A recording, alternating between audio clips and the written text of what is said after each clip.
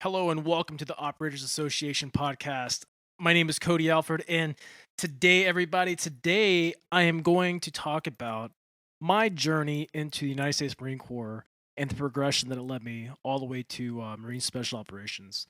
So for me, like being a Marine was like all I wanted to do. There was like nothing else I wanted to do as a kid growing up. I would just like watch these shows, and all I wanted to do was okay, well, I don't know. I'm not gonna go to college. No, I wasn't against college. It was just never in my like thought process. I never really had a desire to do that. I remember watching the movie Sniper with Tom Berenger as a kid growing up, and I'm like, dude, I gotta do that. I want to do that.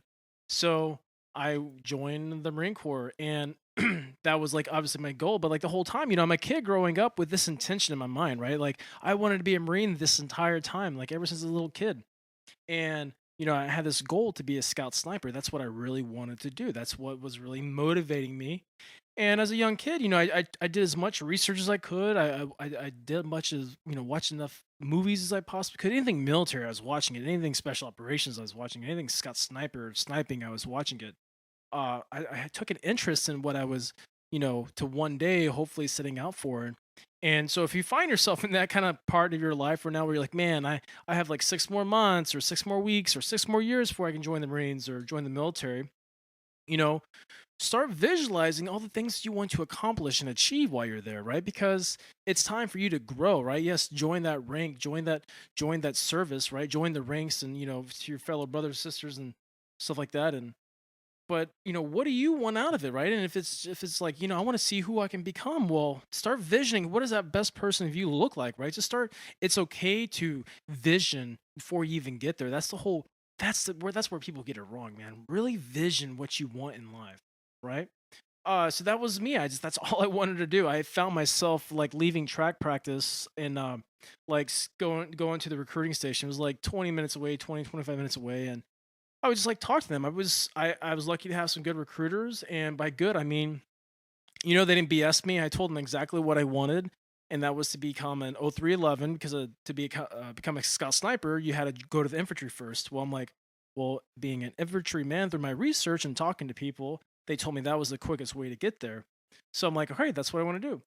And so, luckily at the time, there was plenty of 0311 infantry slots, so I didn't have any run around or hassle. And if you find yourself wanting to join a certain MOS and you're trying to talk to a recruiter and they're telling you no, you know it is much better to wait a couple months. If you have to wait a couple months for a slot to open up, or go to a different recruiting station in a different district potentially or county, uh, and see what kind of like quotas they have for the job they're trying to go out to. So don't be afraid to move around. But anyways, I didn't have that issue, luckily, and I just was like, I was doing every pulley event I could do.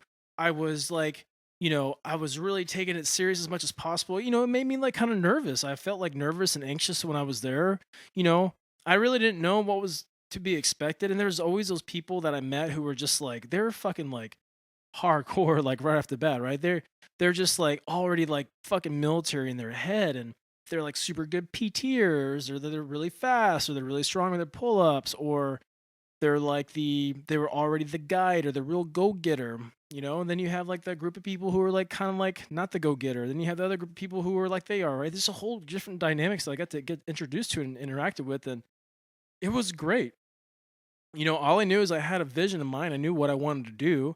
I just knew that there was going to be these checkpoints I was going to have to go through and experience, to potentially get that opportunity one day to even try out for those things that I wanted to do. So, the whole experience from, just visioning out wanting to be a Marine to finally being able to go to a recruiting station. I enlisted at 17, had to get my parents' signature for it. I was just so motivated to go. And luckily for me, my parents were all about it. My dad was a Marine. He never talked about it. I never really knew, we never knew much. And when he did talk, I was so young, I wasn't really taking in the importance of listening to stories like that. So it never really clicked, and it was never really influence on me. And one thing he told me is that he's like, I didn't want to influence you. I wanted to do what you wanted to do. And I just felt the calling at a young age. I'm like, dude, I saw what a scout sniper was. I'm like, dude, I gotta do this. Oh, they said it's hard and like not many people do it. I mean, shit, I gotta do this. I want to do this. I wonder if I can do this. And I just built my whole life around that. Everything was like, I wanted to be the sniper when I played with my friends. I wanted to do, you know, whatever the case, watch this video, get up early, make the make the fun sacrifices, make the easy ones, make the hard ones. You just do whatever I could to like kind of like stack the deck and put me towards that position. Um, and then I was found myself like I'm already enrolled, I'm already signed up now, and I'm playing sports still in high school. I'm getting ready to graduate, and you know, at the time, my relationship was kind of like wishy washy. One of my girlfriends at the time, she's like my high school girlfriend. She was like, "Oh, I'm not really sure about the military, and you know, I can't. I don't know if I can do that." I'm just like, at the time, everyone's so emotional when they're like 17, 18 years old. Everyone thinks they're in love. Everyone thinks they understand what emotion and connection is, but at the same time, that's a big shift on both people, right? People have goals and different dreams, and I'm like, whatever. And this is what I want to do. Uh, so I really kind of got myself into still wanting a relationship though because I felt disconnected because I'm like shit, I'm about to be by myself and go to the military. I'm not gonna have anybody. So before I had left high school, I ended up having a different girlfriend, and she was cool at the time. It turned out to be a complete life lesson, which I'm very grateful for. But yeah, that was definitely a bumpy road. So if you find yourself like dealing with like a rough relationship as you're going through like, your whole process of like enlisting in the military or even considering the military, at the end of the day, you have to really invest in yourself and like what do you want to do? Because if you just start like saying, "Man, this has been my childhood dream," no matter what it is in life, and you just start like just throwing away those opportunities because you worried about what someone else is going to think, or you're just really confused because external people are telling you like, hey, they're not mature enough to handle that type of responsibility. Just ask yourself, are you willing to give up that drive and passion you have? And if so, then execute that plan. If not, execute that plan. Just kind of remember that for food for thought. So, but I didn't find myself preparing much, right? I didn't really have relationship issues. Towards the end, I did. But other than that, I really had to focus on like high school. I had some like really crappy. I worked at like Boston Market or something like that, which is like a walk-in food chain, suppose, like home cookings ish, and that was really it. And so my focusing on boot camp to get prepared for that, I was really just kind of like doing push-ups and crunches and sit-ups, basically PFT stuff. I was running with my friend. I was, you know, I was holding myself accountable, and I was really excited that I played football. I was never really good at football, but one cool thing about football is it showed me at a very young age that like, dude, hard shit is hard to do. But when you do that hard shit, right? Whether you're a starting player or not, you did that hard shit. You're on the team.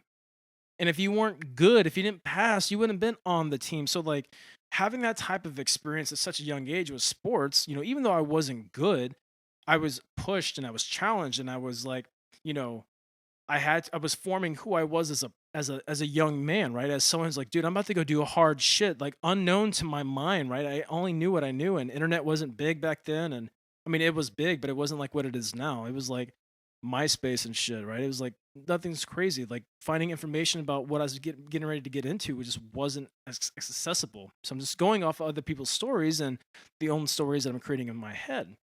But having the hard shit and the hard gates of like football and you know doing the pulley events and really realize like, yo, dude, I'm actually getting to step into the arena that I've been building and fabricating for years now. It was just a really good feeling. So I was super pumped about that shit. And, it's, I just imagine doing all the hard shit, right? And like all the hard shit that's going to be ahead of me. And that's why I like enjoy those moments and really try to take away those lessons because it's important, right? And hard shit, helps build us our character. And I wanted to be a Marine and a Marine Scout sniper on top of that, and nothing was going to stop me. So I remember my ship date was about like a week after I graduated boot camp. Sorry, after I graduated high school, and I was like, bro, I'm not even gonna get to experience like being 18, like buying like tobacco and like all this stuff, all these dumb things, right? These like civilian life things. Like I'm literally finishing the institutionalized system called the high school system, right? The school system, public school district. And I'm chilling for like a week. Basically, I'm stressing because I'm like, dude, what am I getting into? I had no idea, but I was really excited. I was really excited. And I imagine what these bases look like and what I'll be doing. I've seen enough videos of boot camp. I'm like, okay, I can kind of prepare for what's about to happen, and I didn't know shit, right? All I knew I was pumped and scared at the same time. And so I get my ship date, and it's like, whoa, it's a real deal. Like this is really happening. I was like, holy shit, it's crazy. And I just felt so excited, and I was so empowered that I was getting ready to go do something that I said I was going to do. And most people talk about that, but they'll never ever do it. And I was super proud of myself to like follow through with such a big thing. I'm a young man. I don't really know anything. I don't know anything other than the very little stuff I've been exposed to or whatever I picked up on early at an early age. So I remember, graduating, super excited to go, and towards the end, towards the end of my senior year, the teacher or one of like the career counselors was like, "Oh, hey, so what classes are you considering? Or what classes do you want to take, to help you for your college?" I'm like, "Dude, I'm going to the military." So she like threw my papers up behind her, and she's like, "Well, let's just hang out and talk." And it was a really funny thing, and so there was just like this like good energy of like, man, I'm doing the right thing. I know exactly what I'm doing, and I'm like super clear headed about it. So I graduate. My mom and dad, they're super pumped for me. My mom's kind of emotional. I made sure that I kept her informed, but she was like super supportive, right? Like, communication is key. So if you find yourself trying, getting ready to go to boot camp or something like that, or and your family members like worried about you, I mean, the more you communicate with the things you can talk about, right? Like you're not doing anything top secret going to boot camp. The more you can talk to your relationships, your spouses, your family members, your friends, or anyone who's like worried about you, right? Just tell them what you know, right? Like, hey, dude, all I know is I'm going to boot camp. I meet the requirement for it. It's gonna be hell, but I'll be okay. I'll be back. I'll contact you whenever I can. Like, the more mystery you played up front, the more you're just really gonna cause your strain on your relationships with your friends, your family, and any type of significant other potentially. So just keep that in mind. Um, but I didn't really have to worry about that. My parents are super dope about this shit. I'm like, man, I can't wait to go. So I find myself leaving Dallas Fort Worth Airport. Dude, I'm on a plane for the first time, and I'm like, what the fuck? This is like a new experience. And I didn't really know what to expect. And so I was super excited. I'm like, damn, the first time I'm on a plane, I'm heading to boot camp. So it was like a big deal. And so I remember getting there, landing, and I'm flying into San Diego. This is a big deal, right? So I'm flying into San Diego. I get there and I see like this dude with like a drill instructor hat on. I'm like, oh my god, this is happening. And luckily, they're not yelling at you and treating you like anything crazy right at this point. I'm just like, okay, this is kind of chill. This is kind of chill. Then I link up with like all the other men and women that are getting ready to go to boot camp, and like everyone's chilling. It's like, okay, we get in a bus, not a big deal, not a big deal at all. We go to this like hotel, this reception area. We're there for, I don't know, I think I was there for maybe like 14 hours potentially. And it's like, dude, it's kind of chill. Everyone's kind of excited. Everyone's introducing themselves, right? Friends are forming. It's honestly, it's a cool ass experience. I never went to like a summer camp or shit like that, but if I did, I bet it was kind of like the same feeling. It was just like really cool to start meeting a bunch of new people that were there for the same shit that you're there for, right? And everyone's first step was to become a United States Marine, go to boot camp. And then we get this time to be outside, and I'm just like scarfing food down, right? Because I'm like, shit, I don't know, like when I'm gonna eat again. So I'm like everything I can get in the little cafeteria of this hotel. I'm like eating, right? And then the bus is there. We get on the bus. I'm like, okay, well, shit, we're going to boot camp. Literally, like every movie that I've seen, right? They get on this bus, and then it's like kind of like dark, gloomy scene. And dude, I swear it was just like that. It was dark as shit outside. We get on this bus. I'm like, and everyone's kind of like quiet. And there's drill instructors in there. They're kind of chill, right? Nothing too crazy. Nothing crazy. And then, we get to where we're going, and I'm expecting to see fucking tanks and helicopters, like maybe like ninjas. I don't know. Like like literally any scenario is possible right now in my head. And we get there, and it's not like that. It's like very kind of creepy, right? It's just like, oh shit, this is a real. There's no coming back out of this. This is it. This is happening. I went through the gate. It's real. And you're kind of like calm before the storm, and then you get to where you're going, and the bus comes to us like a halt. And there's like this like kind of slow transition.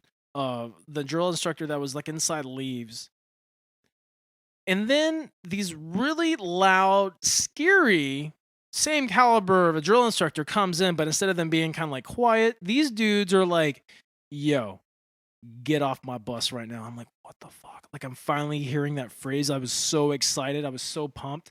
It was like the coolest thing ever. And, my heart is racing. I'm like, dude, this is really happening. I've dreamt about this shit and it's really happening. And so I get off this bus and I get on the yellow footprints and I'm like, they're like, get on the yellow footprints. I'm like, holy shit. This is like really happening. I'm really on the yellow footprints. Like I really just like got off the bus and this is really happening. So I'm staying on these yellow footprints. They're just like yelling at us, like blah blah blah blah. I'm like, oh my god, I don't even know what's going on. I'm just super excited to be there, right, for the experience in the moment. And then they like just started like funneling us into this room like a bunch of cattle, right, just herding us into the next phase of the operation, right? Our like in briefing or signing our paperwork, all this type of stuff that was like you know just so new. And I was expecting like GI Joe stuff like right off the bat, but it was very like all this like formal stuff you had to get done, and it was really weird. Like the good movie like Stripes, they talk about that.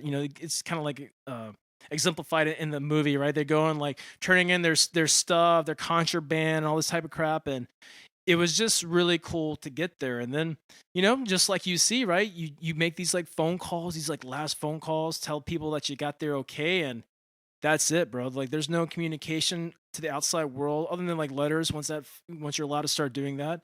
But it was like this, like, dude, I am straight up here. There's no getting out of it. And it was such a fun, it was such a fun moment because I've been waiting for this, dude. Even to the point where like I get to this chair to like shave my head. I actually had a short haircut at that point in time, and my friends were like, you don't want to have a shaved head because then they're gonna think that you think you're a Marine and they're gonna find something to cut. So my hair was like an inch long on top, and it was like it was doable. There was no issues, thank goodness. But I'm going through this whole process. I'm getting to the point now. I got this shaved head, and they shave your head obviously for like lice and other like shit that's like funky chicken and stuff that's hanging out in there. Then I'm getting my issue, and I remember they're like handing us like shoes, handing us like camis. And at the time, I was one of the first few classes that had the digital camis, right, as you see the Marines wearing now, and they have like this little elastic part on the pants, where the belt loops are at. And I no shit thought they were like a some type of like casual like jogger or like sweatpant. I didn't even know these things were like fucking my camouflage uniform. I was like, what? This is crazy. And they give you like these like MMA gloves, really crappy, but like similar style. Then they give you this like mouthpiece. I'm like, oh my god, we're gonna beat the shit out of each other here. Like, what the fuck? This is crazy. They're just giving you like all these things. Like you go in there with like whatever you're wearing. Then you take all that shit off, and then they give you everything you need. It is fucking crazy. It is so crazy that like literally a sea bag you can live out of. And they prove it. They give you all that stuff. And looking back now at the time, I was like, holy shit, that's such a great lesson. Such minimal stuff, and look at all the things you're able to accomplish while you're there. So, I really, looking back now, I'm really like, man, it was so nice to be able to do that and kind of like see it that way. But anyways, and so now I'm like wearing camis. I'm still in processing. So I'm like doing this for like, I don't know, like maybe like 8 days it seemed like. And it was kind of boring, right? Like the person, the drill instructor that was like interacting with us, he wasn't super mean because we weren't even part of a platoon yet. Um and so, but it was kind of just like you're just kind of like waiting for your platoon to pick up. And so I remember when my platoon got picked up, and I check in and we all check in, and dude, it was like crazy, right? These dudes were even next level to the dudes that were like yelling at us on the bus, telling us to get off and get on their yellow footprints. It was nuts. All these drill instructors came out. They're super loud. They're fast. They're intimidating. And you're like, dude, I literally want to do whatever they're telling me to do, but I don't even understand what they're telling you because you don't even understand that language yet. So like you're just getting yelled at, and like just you're pushing up, you're doing just nothing is going your way. Nothing at all. And I think it's designed to do that, but like literally nothing is going for you. It's complete and utter chaos. These three dudes just ran a havoc on all of us, like my whole entire platoon. It was so crazy. And at the same time though, it was like I'm like smiling inside, and I think even a couple times I got busted by the drill. So like, is something I said funny? I was just like so overwhelmed that dude, I was finally living this experience. It was very powerful. So you might find yourself that if you haven't already found yourself feeling that way with whatever you choose in life, military or not, dude. It's really crazy. You visualize and put so much time and energy into that, and then you're finally getting to experience it like I was in boot camp, and I was like, man, I am so glad I am here. This is everything I've wanted to do. This is so badass.